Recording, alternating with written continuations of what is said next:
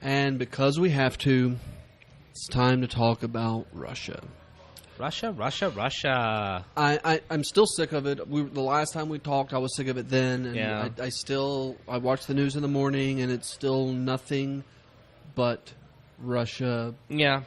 I'm beginning to believe that the there is a much smaller pinpoint than what it was at the very, very beginning of all this. Well, I mean, because the more we dig into it, the more we find that there are things. There's something there. It's not like, okay, let's just get it out of the way. I do not think that Donald Trump personally had some deal with Vladimir Putin personally to get Donald Trump into office so that he could be a Kremlin stooge. I do not believe that as a personal matter, of course, at all. As dumb as the public sometimes thinks Donald Trump is, I honestly don't believe he's that dumb.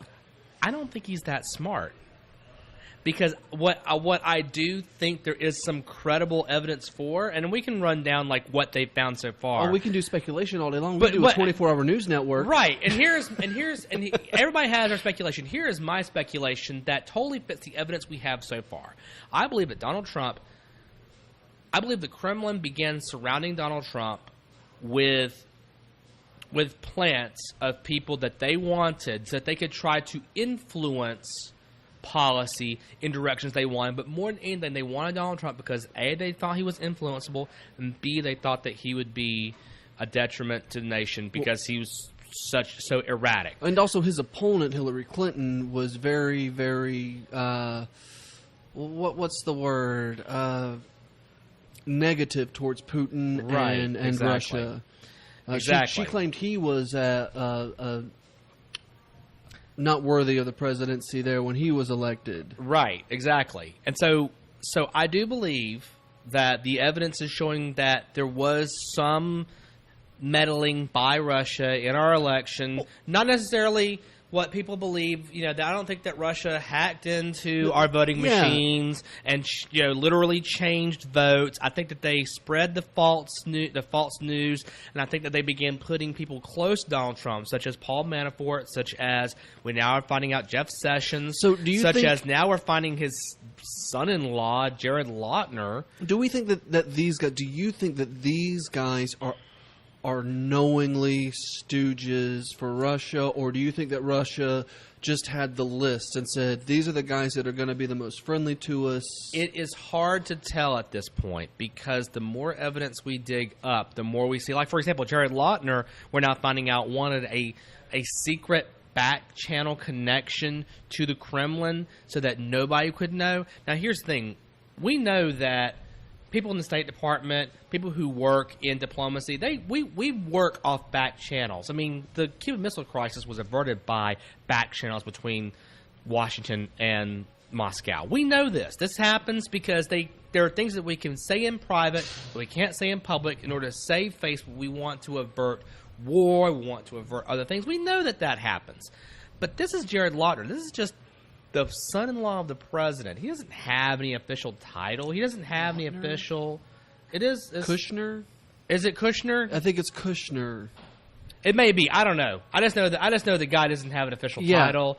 I just know that I may be thinking of Ashton. You may be. I don't know, but I may be thinking of something else entirely. Yeah. But what I do know is the guy has been given control over. He's going to run Middle East peace. He's going to run economic policy. He's going to run foreign relations. He's going to run all this stuff, but he's not a cabinet member. He's not a secretary of anything. He's like a volunteer. He wasn't elected to anything. Yeah, he's just a volunteer. And so now we're finding out that this guy who's just a volunteer, who's just helping out his father-in-law, was one of the secret back channel to the Kremlin. So that's weird. Now, I still think it's even more innocuous than that, and I don't know how much of this is going to roll out to be real. I honestly think that it's going to be more like Donald Trump probably had some deal with Russia, and somehow that deal before his campaign I don't know, money was funneled through the KGB or something like that he didn't even know about. I think what I fear is that's what we're going to find, and we're going to have a lot of Democrats or something like that, and we're going to have a lot of Democrats jump on it, and I feel like in a situation like that, like Donald Trump or President Trump isn't necessarily at fault for something like that. But the problem is not – I think the problem is not going to be the crime. It's going to be the cover-up. The crime is going to be minor, but the cover-up is what's going to blow things up. And if you want to use the I word about Trump, I still think it's a little premature. Intelligent? No, you never use that one. Impeachment. Yeah. If people want to go down that road, they've been wanting to go down that road since day one he was elected. I get it. It's an emotional go-to.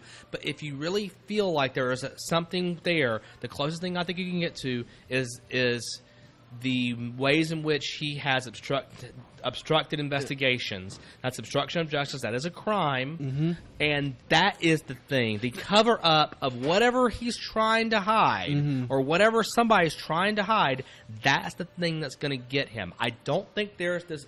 Like, we want these overarching conspiracies. Conspiracy theorists on all sides want these they're things interesting. They're interesting, but they also give structure and meaning to these seemingly meaningless things that have gone on. How in the world could we have elected this reality star buffoon to the highest office in the land? Must be a conspiracy. Must be these overarching global forces that conspired aliens to put him in charge. You know, honestly, you look at Vladimir Putin, you kind of put him up to like the lizard guys. You know, that's not too far off. I'm just saying. I mean, but I've never been to Russia. I've never met people that are in Moscow. I almost feel like Vladimir Putin is liked by Russians. They love him. He's their populist. Yeah, no, they love him. He has I think an 87% approval rate. That's great. And that's not by like RT or somebody. It was by an independent pollster. No, he is rather loved by the Russian people, and they love his strong stance, and they feel like he's this fearless leader, and they really do. Like, they're like, don't talk crap about Vladimir Putin because we like him. Well, when we were kids, I remember seeing news stories about the Russian people waiting in line to get bread. Right. I don't think that happens anymore. No. So, They all attribute yeah, the recovery of the Russian economy to Putin. Because before then, when Boris Yeltsin was in power, you know, the communist government did control everything, and before Yeltsin, and they did have bread lines, they did have all that stuff. Then the Soviet Empire collapsed, and Boris Yeltsin was in charge of the new Russian government, and I mean, that was USSR, and then the Russian Federation. And Boris Yeltsin had this appearance of being the slovenly drunk who, I mean, he day drank and just was he the guy that had the purple thing? No, that was Yosidon. He was the guy who was in charge of the Soviet Union just prior to its fall, and he ushered in the new Russian Federation. Okay. That he didn't hand it off to Yeltsin. But anyway, people just hated him because they felt like they attributed a lot of the economic woes of the crash course in capitalism that Russia suddenly had to Yeltsin. So then when Vladimir Putin came in, the economy recovered. It had already started recovering. Well, yeah, but they all attributed it to Vladimir Putin. So Vladimir Putin was not very popular when he first came in, but as the economy recovered and he began continuing to project this strongman image, and it's become a strongman, the economy's recovering. I did see the picture of him riding a bear. There is definitely a strongman there. So, yeah, he's very popular in Russia. He's absolutely popular. I guess that's sort of on the same track of populism is popular. Well, yeah. I mean, that's why they call it populism. That's why they call it populism, right. Speaking of populism being popular, apparently we have a very popular congressman who likes to body slam liberal reporters. Right. So dirty liberal reporters like from The Guardian. So, yeah, I didn't catch a whole lot of this. The one report that I did see, somebody interviewed somebody, and they said, and I saw his feet fly up in the air, and like it suddenly became silly and cartoonish. By the way, anybody who's watching, please pause this recording, go and find an audio recording if you haven't already of it, because it's amazing. Like, you literally hear the guy ask a question, and all of a sudden there's this kerfuffle, and then he's like, and then you hear Gianforte just yelling at the guy, "I'm sick and tired of you guys constantly doing this to us." And then you can hear the reporter, "You just body slammed me, and you broke my glasses." And yeah, like, the guy choke slammed him. It reminds me of cartoons when Bugs Bunny would put on a pair of glasses and say, "You want to hit a guy with glasses?" Right, exactly. But then, no, he would. And then a senator going, "Well, I won't punch you, but I will definitely choke slam you." Right, he totally choke slammed him. And the confirmation, so that audio and the confirmation of that was provided by Fox News.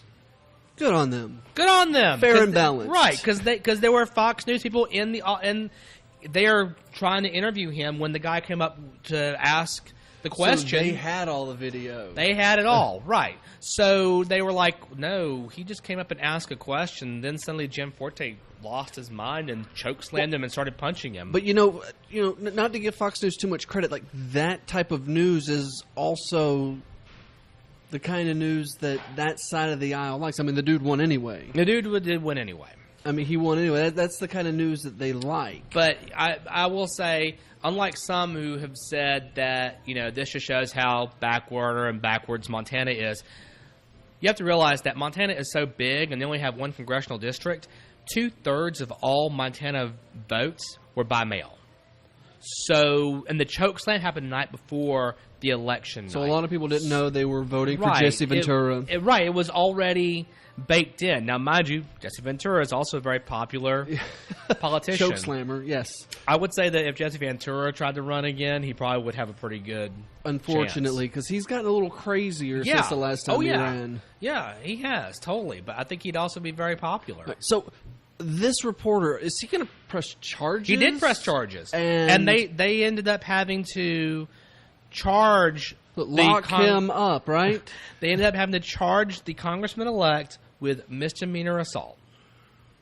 A choke slam is only a misdemeanor now. Embezzlement, apparently, is a misdemeanor assault. So maybe it is a little bit of backwoods there. Well, I also know that the sheriff in that election donated to Gianforte's campaign. So maybe a little bit of collusion. We'll have to see if anything else comes out. We'll keep you apprised of that as it comes along. Speaking of collusion, it came out this week or last week, the tax break that the family that owns Walmart gets, $52 billion? In the new Trump budget, right. Yeah, it's a, $4.1 trillion budget. And this... Now, couldn't we do... If we tax them like normal, if we tax that family like... Because I got to pay my taxes. I don't get a whole bunch of exemptions. Sure. If we tax that family like we tax everybody else, couldn't we use that money to, I don't know, do something with, like, I don't know, healthcare? Well, that's the whole point, is that the whole idea that the Trump budget has unfortunately fallen into in a rather dramatic way is the supply side economics, in which basically if we reduce the tax rate, then economic growth will increase by the same amount. And so you'll have the economic growth, and you can tax that economic growth. And those taxes will pay for it. And actually, there was a problem. Do we have a lot of evidence for that going that direction, though? Because I hear that argument all the time, and I don't see... They keep trying it over and over and over. They tried it Reagan tried it in 84, and then in 87 he had to raise taxes. Bush tried it. Oh, no new taxes, Bush. Bush tried it and didn't work. George W. Bush tried it, and we got sank into the Great Recession. I mean, we just keep finding out that the rich need to pay their fair share in taxes. Those taxes can then be invested. Now, if we squander these taxes on foreign wars of adventure, then yeah, sure. Then that's that you might as well just be burning that. Well, we're but talking if about you, taking care of ourselves. But if you spend it on healthcare, if you spend it on infrastructure, roads, bridges, high-speed internet, those kind of things, and make them as investments, then that creates economic prosperity that can then be taxed, and it begins to pay for itself, not the other way around. And it starts to look like the New Deal. Exactly. You know, and without actually doing anything except for upholding the rules we currently have. Right. Exactly. I mean, it seems simple. But what you pointed out to the $52 billion tax break, I would also, again, ask any listener to go watch Bernie Sanders grilling Michael Mulvaney, who's the current budget director, over that. And, man, for most of it, Bernie Sanders has him on the ropes. Like, please justify to me how this is good for the people when we're having to make all of these cuts to Medicare and Medicaid. Explain it to me. And he can't. For the most part, he can't. He eventually gets his footing when he kind of changes the subject. But he can't. Nobody can. Nobody can explain that in any real way. And this isn't the first time that Bernie Sanders has come out and said this to somebody and they don't have a good answer for it. No. It's just that he's suddenly now starting to get some traction with it. Well, I'm glad that this talking point's getting out there, because if they don't have to pay their taxes, why do I have to pay mine? Because they're job creators and you're not. Well, I'm going to create a job. This episode of Citizen State comes to you from Ampersand Guild Hall in downtown Macon. It's a place where artists can come together and experience their art, perform their arts in multiple ways. It's located at 503 5th Street. Ampersand Guild Hall defines art in many different ways, from visual art and music all the way to political podcasts. Including Citizen State.